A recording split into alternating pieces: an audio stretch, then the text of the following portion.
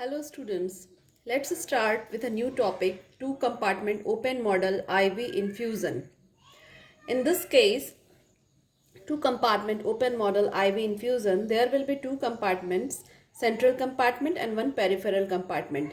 It is the case of IV infusion as it is similar to one compartment open model in which the rate in will be zero order. So this rate will be R0 will be the zero order, that is the incoming rate of the drug inside the central compartment, and from the central compartment it will be distributed to peripheral compartment with the rate constant K12 from 1 to 2, that is why it is given K12. Now from the peripheral compartment it will again get distributed due to the equilibrium concentration maintained in both these compartments. So it will peripheral compartment to central compartment, it will move for elimination and distribution process, that is K21, and both these are actually distribution rate constants that are also known as micro constants, and from the central compartment it will get eliminated with the rate constant, that is K capital E, that is the elimination rate constant. So this is the diagram or the model which represents the two compartment open model IV infusion. Now again there are two compartments, so central compartment and peripheral compartment.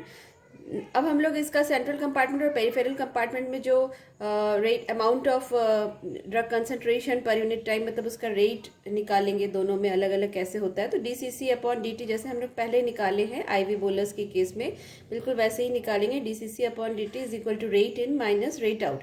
So rate in will be in the case of central compartment, rate in will be what, जो जो इसके अंदर आ रहा है, जो जो arrows इसके अंदर की तरफ आ रहे हैं, इसकी तरफ आ रहे हैं टुवर्ड सेंट्रल कंपार्टमेंट, तो आप उसको देख लीजिए। R0 आ रहा है और इधर से K21 आ रहा है।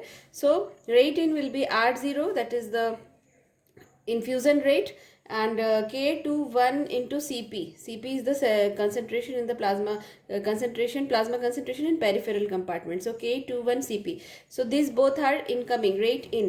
So R0 plus K21 CP. This is rate in, and rate out will be KE. This is getting eliminated from the central compartment, and this K12 into CC. This is the central compartment plasma concentration CC. So K12 CC plus KE CC. This will be the rate equation for the central compartment. Central compartment के लिए ये rate equation होगा। और अब peripheral के लिए देख लेते हैं, DCP upon DT that is equal to, इसमें रेट इन क्या है, K12 coming from the central compartment, so K12 CC minus K21 elimination हो रहा है, मतलब रेट आउट हो रहा है, तो K21 from central CP, sorry from peripheral. So आपको ये हमेशा फंडामेंटल चीज़ ध्यान रखनी पड़ेगी कि जब भी हम रेट इक्वेशन लिखते हैं किसी भी सेंट्रल कंपार्टमेंट के लिए या पेरिफेरल कंपार्टमेंट के लिए, तो there will be two, rate in and rate out. We have to take consider rate in and rate out accordingly. The rate in that is for central compartment it is R0 and K21 CP, and rate out is K12 CC and KE CC. This is the rate out and this will be the rate equation. Similarly peripheral के लिए भी आपको वैसे ही निकालना है, rate in minus rate out. Okay, अब हमारे पास दो रेट इक्वेशंस हैं। Then look at this graph. In this graph we have we see how this is getting deviated. First is this one. This is the case of IV infusion without loading dose. There is no loading dose, simply IV infusion is there, and it is the case of central compartment. Central compartment में देखिए कैसे धीरे धीरे amount IV infusion का case है, rate of infusion is very slow. That's why it is the plasma concentration is changing according to the time, and you can see the slope, it is very slowly increasing, and finally a steady state is achieved. This steady state is achieved. For achieving this steady state, in case of IV infusion, it takes a long time to achieve this steady state, plasma steady state concentration. So we have to give extra some loading dose. Loading dose देने की ज़रूरत पड़ती है ताकि ये steady state जो plasma concentration steady state है वो जल्दी अचीव हो जाए। इसके लिए हमको एक एक्स्ट्रा लोडिंग डोज भी देने की ज़रूरत पड़ती है, तो इसके बारे में हम अभी डिस्कस करेंगे बाद में। पहले हम ये देखें, सेंट्रल कंपार्टमेंट में IV इन्फ्यूज़न है जिसमें कि विदाउट लोडिंग डोज है, और this is the case of the peripheral compartment. जैसा आपने टू कंपार्टमेंट IV बोलस में भी देखा था कि पेरीफेरल कंपार्टमेंट में धीरे धीरे जो है कंसंट्रेशन बढ़ता है और finally it get decreases. It follows like oral administration जैसे ओरल में होता है वैसे ही होता है, बस यहाँ पे कंसंट्रेशन काफ़ी लेस होता है as compare to the oral, because central से पेरिफेरल में जा रहा है ड्रग। तो इसलिए सेंट्रल का तो हमको, जैसे आप आईवी बोलस में अलग बनाते हैं, आईवी इन्फ्यूज़न में चूंकि ये 0 से स्टार्ट हो रहा है, अमाउंट हमेशा मतलब जो ड्रग का कंसंट्रेशन है वो 0 से होगा एंड धीरे धीरे करके वो बढ़ता जाएगा। अल्टीमेटली एक steady state concentration IV infusion के केस में तब पहुंचेगा जब हम एक लोडिंग डोज भी साथ में देंगे। वो असिस्ट करेगा आईवी इन्फ्यूज़न को और it will rich the steady state concentration. And similarly peripheral compartment के लिए देखेंगे तो इसमें चूंकि सेंट्रल से ही आता है, पेरिफेरल में अपने से इसमें डायरेक्टली नहीं पहुंचता है ड्रग, सेंट्रल से थ्रू ही पहुंचता है, इसलिए इसमें भी धीरे धीरे कंसंट्रेशन रेज आउट होता है और फिर फाइनली ये डिक्रीज होता है, एलिमिनेशन फेज होता है। So this is the case of peripheral, this is the case of central compartment without loading dose IV infusion, and if we give some loading dose then steady state will be achieved sooner. Now if we integrate, पूरा integration process में इसमें steps को नहीं बताऊंगी क्योंकि already मैंने आप देखोगे पिछले वीडियोस में मैंने उसको डिस्कस कर चुका है। सो सेंट्रल कंपार्टमेंट का जो आपका इक्वेशन है, उनको अगर इसको हम इंटीग्रेट करेंगे then we will get an equation like this, C is equal to R0 upon VC KE 1 plus KE minus beta upon beta minus alpha e to the power minus alpha t plus KE minus alpha upon alpha minus beta e to the power minus beta t. This is the equation for the plasma concentration at any time t. Okay, R0 क्या है आपका? R0 is the rate of infusion and VC is the volume of distribution of the central compartment. KE is the elimination rate constant. Beta and alpha and beta are the hybrid rate constants. ठीक है, और किसी भी time t पे ये equation है। जब steady state achieve हो गया, steady state is achieved at infinite time, at that time is nearly reaches to infinity. So at that stage when time reaches infinity, this term becomes 0.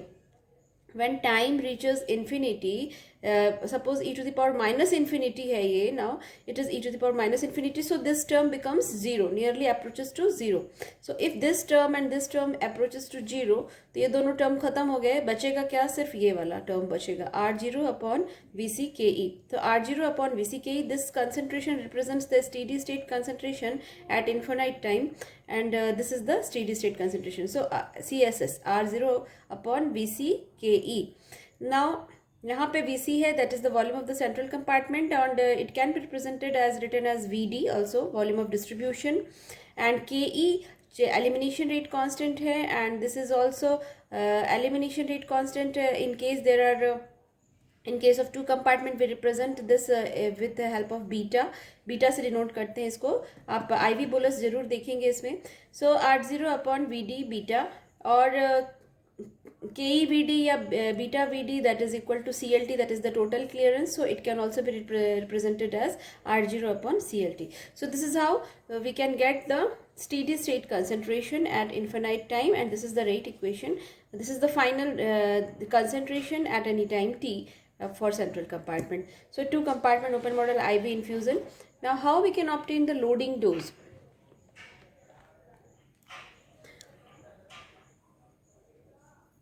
So for the loading dose, you know, loading dose का formula होता है, that is CSS into VC. CSS the loading dose to obtain CSS can be calculated from this equation, CSS into VC.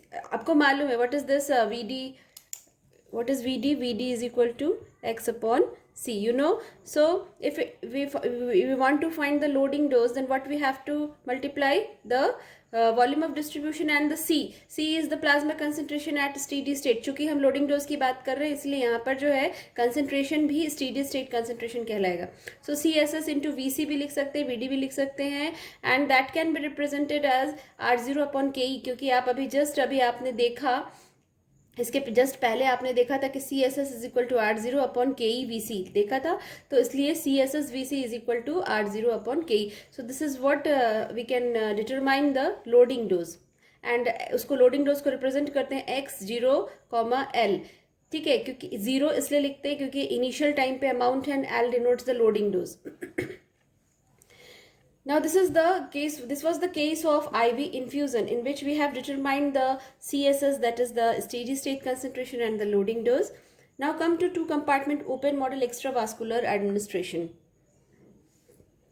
In this case extravascular administration आप जैसे बस model पहले बना लीजिए simply central compartment peripheral compartment. यहाँ पर extravascular का case है इसलिए एब्जॉर्प्शन रेट फर्स्ट ऑर्डर का रहेगा. K A represents the first order absorption rate constant. K E represents the first order elimination rate constant. Central compartment से peripheral में जा रहा है. This one represents the distribution constant K12 and this is K21 from 2 to 1, 1 to 2, 2 to 1. ठीक है, ये दोनों इस तरीके से माइक्रो कॉन्स्टेंट्स हैं जो रिप्रेजेंट कर रहे हैं.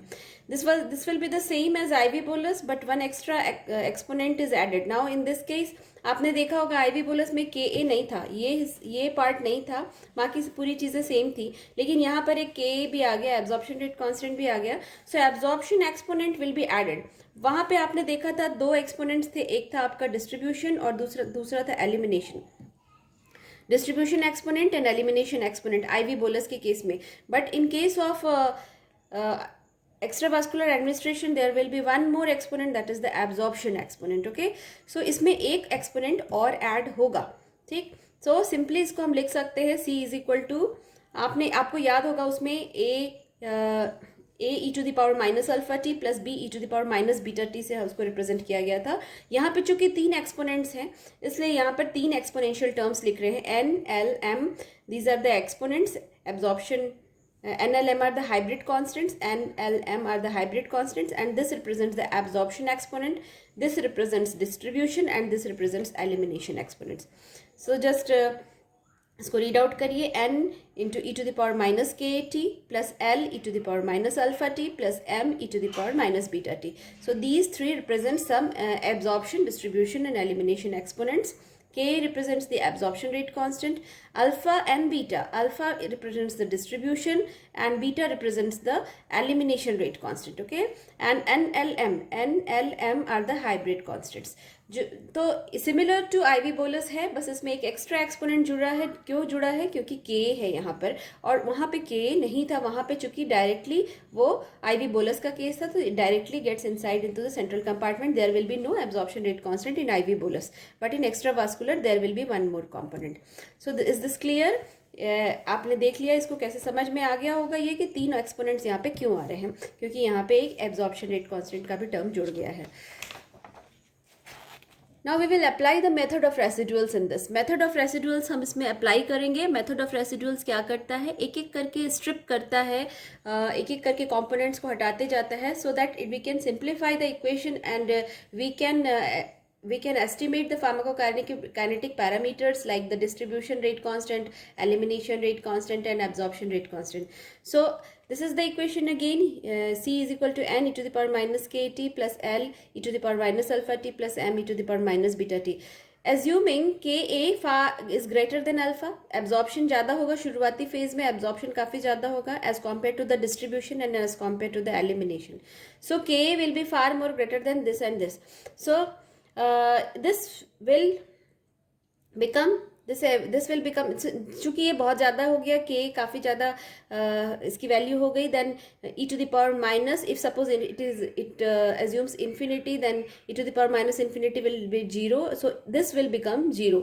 तो ये पूरा टर्म खत्म हो जाएगा. n e to the power minus K T ये हट जाएगा ये टर्म, अगर हम ये कंडीशन रखते हैं तो in that case we will get only these two terms, l e to the power minus alpha t and m e to the power minus beta t, and this concentration will be called as the first residual curve, CR1. इसको CR1 बोलेंगे. ठीक है. And now suppose distribution is more fast than elimination. थोड़ा थोड़ा जैसे जैसे condition आगे बढ़ती है डिस्ट्रीब्यूशन बढ़ता जाएगा, तो distribution will be more as compare to the elimination. In that case अगर हम इसी इक्वेशन की बात करें तो in that case this term will become 0 and it will remain. तो ये टर्म आपका L E minus alpha T ये 0 हो जाएगा, बचेगा सिर्फ ये. ठीक है, तो इसको हम दूसरे सी से रिप्रेजेंट करेंगे. This is the back extrapolated curve C bar that is equal to M E to the power minus beta T. ठीक है, अभी आपके पास तीन इक्वेशन है, एक जनरल इक्वेशन, दूसरा जिसमें कि हमने एज्यूम किया कि के काफ़ी ज़्यादा था, दूसरा इक्वेशन जिसको कि CR1 से रिप्रेजेंट किया गया, जिसको फर्स्ट रेसिडुअल कर्व बोलते हैं।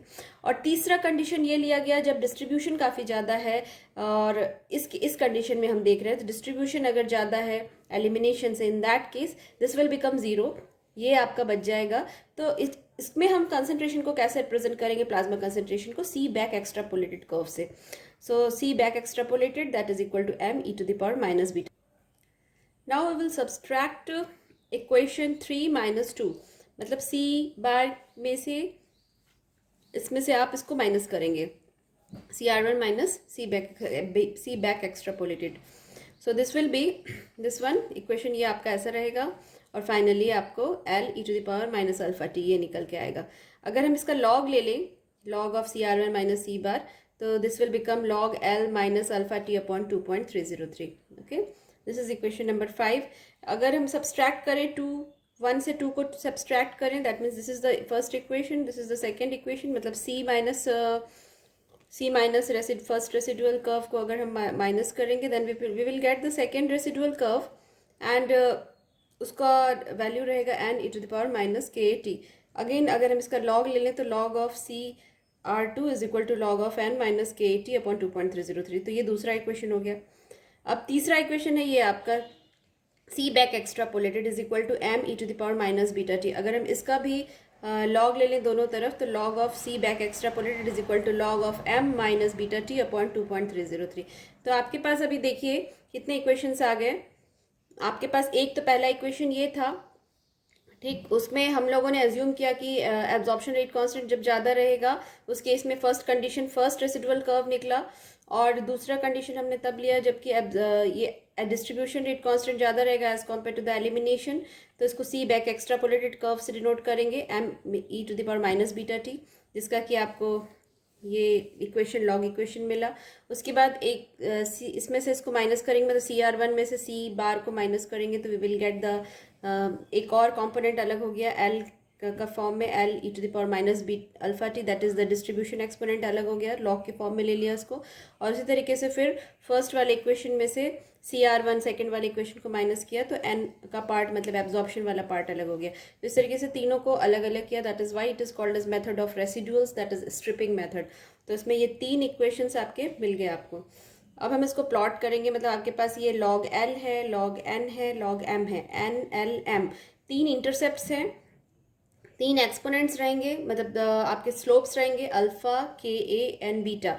ये आप अगर हम C वर्सेस T प्लॉट करते हैं, log of C versus log of C versus T, तो आपको ये तीनों इक्वेशंस आप आराम से उसमें प्लॉट कर सकते हैं।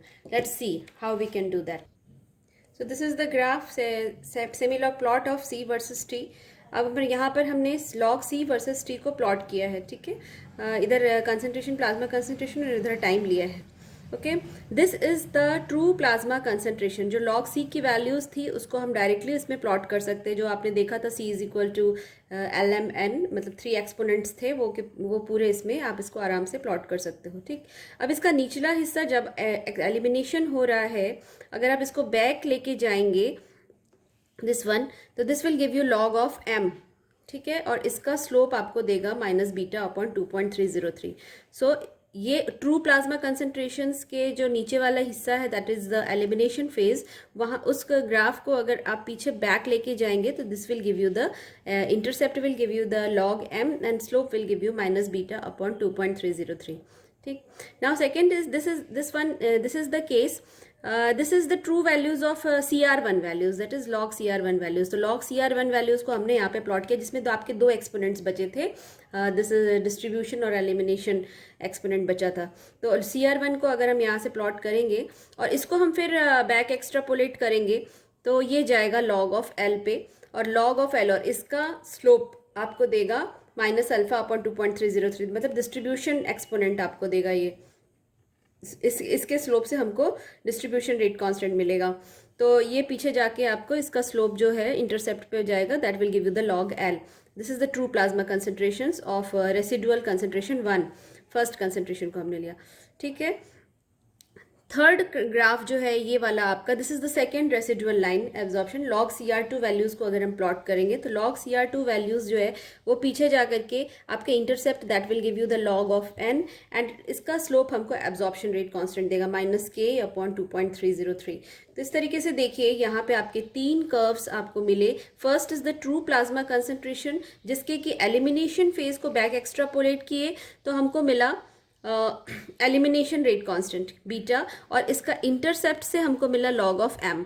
ठीक, then secondly this is the residual concentration CR1 की वैल्यूज, इसका लॉग लेकर के इसको प्लॉट करेंगे और इसको फिर हम बैक एक्स्ट्रापोलेट करेंगे, that will give we log L, and this slope will give the distribution rate constant that is alpha -α/2.303। Third concentration हमने सेकेंड रेसिडुअल लाइन का लिया जिसके कि लॉग CR2 वैल्यूज लिया और इसको पीछे लेके गए, तो ये आपका जो है इसका स्लोप -k/2.303 दिया।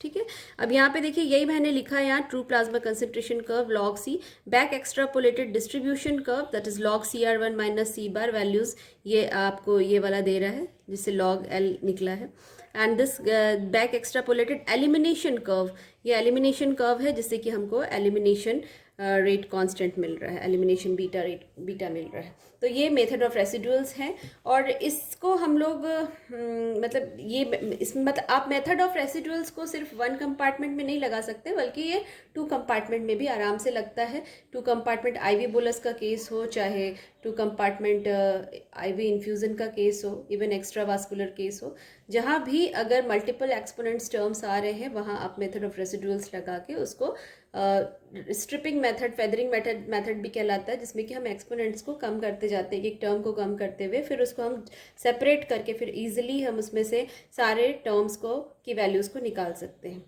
ठीक है, नाउ लू रिगलमैन मेथड, आपने वैगनर नेल्सन मेथड पढ़ा है जिसमें कि हम एब्जॉर्प्शन रेट कांस्टेंट निकालते हैं in case of one compartment. Now in case of two compartment यहाँ पे हम लोग लू रिगलमैन मेथड लगाते हैं।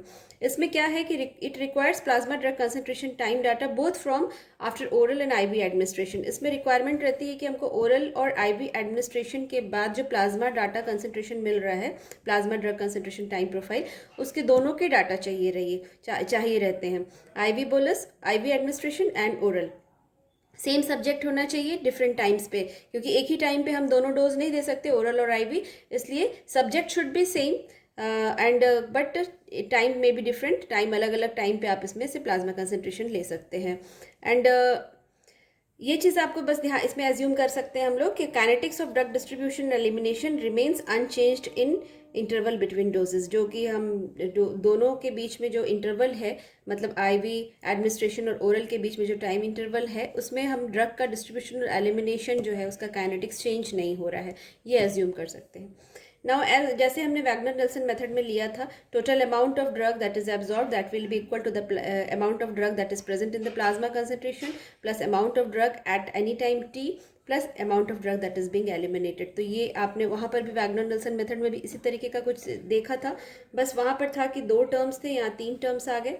ठीक है, अब XC is equal to VDC, ये तो पता ही है ना, किसी भी टाइम पे अमाउंट कितना रहता है that is equal to VDC, और इसी तरीके से एनी टाइम t पे भी सिर्फ C की जगह पे यहाँ पे CT आ गया, बाकी पूरा टर्म सेम है। और XE एलिमिनेशन जो हो रहा है that is equal to KE/VD AUC 0 to T, किसी टाइम t पे कितना एलिमिनेट हुआ है, तो that will depend on the elimination rate constant, so that is equal to KE/VD AUC 0 to T।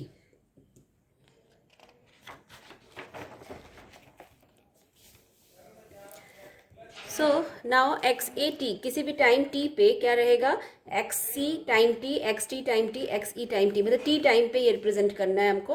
तो इसको हमने उसी तरीके से जो तीनों के इक्वेशंस थे, XC की VDC सिर्फ टाइम t पे रिप्रेजेंट कर रहा है, उसको उसी फॉर्म में लिखा गया है। ठीक, अब इन्फिनाइट टाइम पे क्या होगा, ये XA इन्फिनाइट हो जाएगा, तो XA infinite will B VDC infinite plus VDCT infinite, सिर्फ टाइम t की जगह पे इन्फिनाइट टर्म रख दिया गया है। अब as C infinite is 0, you know, किसी भी मतलब जब हम ओरल की बात कर रहे हैं, खास करके एक्स्ट्रावास्कुलर की, तो उस केस में at infinite time plasma concentration reaches 0, so ये पूरा टर्म 0 हो जाएगा। ये भी टर्म जीरो हो जाएगा, बचेगा क्या, सिर्फ ये। तो X A infinite will be equal to K E V D A U C zero to infinite, ये टर्म आपका बचेगा, ठीक है। और इसमें आपका जो है ये पूरा टर्म है। तो fraction of drug absorbed, actually कितना ड्रग एब्जॉर्ब हुआ, that will be the fraction amount of drug absorbed at any time T upon total amount of drug absorbed at infinite time. So ये इसका अगर हम ratio निकालें, that will give you the fraction of drug absorbed. तो ये equation आपका, एक equation ये है एक्स ए टी, उसको हमने यहाँ लिख दिया, और एक्स से इन्फिनाइट का जो इक्वेशन आया है उसको नीचे लिख दिया है, ठीक। इसका हमने रेशियो निकाला, फ्रैक्शन निकाला, तो फाइनली ये आपको वैल्यू आएगी। आप देखोगे वी डी कॉमन है, वी डी टर्म, तो वी डी टर्म निकल जाएगा, बचेगा कि सिर्फ ये आपका C plus C T plus K E A U C zero to T and K E A U C zero to infinite. Now fraction of drug absorb, इतना drug absorb हुआ है, तो अनएब्जॉर्ब्ड कितना हो बचा, मतलब amount remaining to be absorb कितना है, A R A, amount remaining to be absorb, that will be equal to 1 minus this, क्योंकि इतना एब्जॉर्ब हुआ है, ये फ्रैक्शन एब्जॉर्ब हुआ है, तो अनएब्जॉर्ब कितना है या कितना अमाउंट अभी बचा हुआ है एब्जॉर्ब होने के लिए। तो fraction of drug remaining to be absorb, that is A R A, short में हम लोग लिखते हैं amount remaining to be absorb, that will be equal to 1 minus X A T upon X A infinite. इस तरीके से लिख सकते हैं। So we can write it like this, 1 minus this पूरा fraction, this whole fraction, it can be written like this, ठीक है। तो अब परसेंटेज में अगर हमको इसको कन्वर्ट करना है, then we have to multiply it by 100, simply we have to multiply it by 100। So आप इसके लिए आप एक बार वैगनर-नेल्सन मेथड को जरूर देखेंगे। Similar to this Wagner Nelson method जैसा ही है, Wagner Nelson method applies to only 1 compartment, but Loo Riegelman method applies to 2 compartment also. उसके बाद हम इसमें ऐसे ग्राफ प्लॉट कर लेंगे। अब log of amount remaining to be absorb versus T, इस तरीके से ग्राफ प्लॉट करेंगे, log of amount remaining to be absorb versus T, and the slope of this graph will give you the absorption rate constant.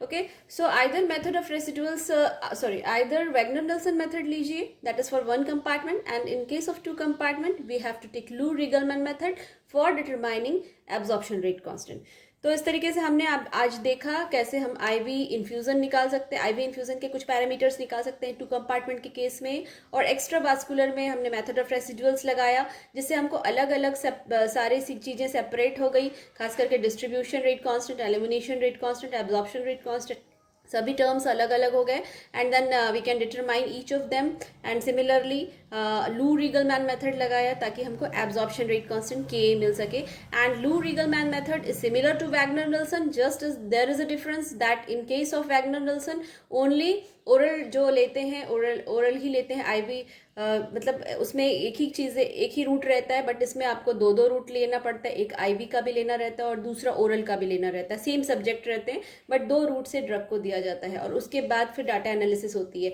और लू-रीगलमैन applies for 2 और मोर compartments, multi compartments के लिए apply कर सकते हैं for determining the absorption rate constant, but Wagner Nelson method only applies to 1 compartment. So this is all for this class. Thank you very much for listening.